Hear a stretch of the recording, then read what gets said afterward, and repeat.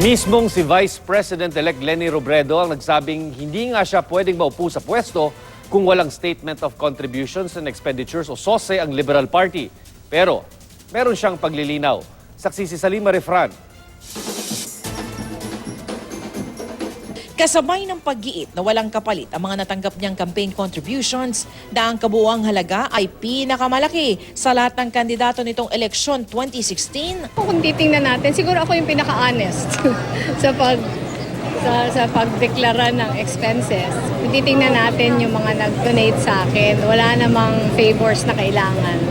Kinilala rin ni Vice President-elect Leni Robredo ang batas na nagsasabing hindi maaaring umupo sa pwesto ang mga nanalong kandidato ng isang political party na hindi pa nakakapagsumite ng Statement of Contributions and Expenditures o SOSE.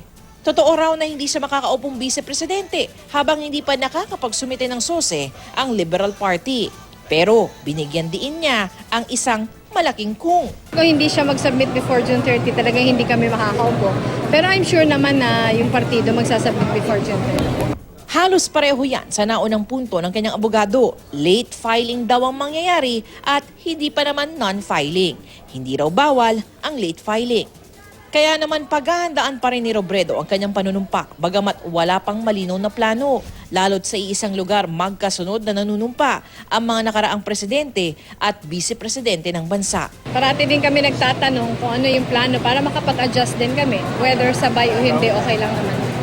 Basta malaman lang namin para may panahon pa para mag-prepare. Ang sigurado raw kung kanino siya manunumpa. Yung bala ko sana, yung barangay captain, nung pinakamaliit, pinakamalayo, pinakamahirap na barangay sa akin distrito.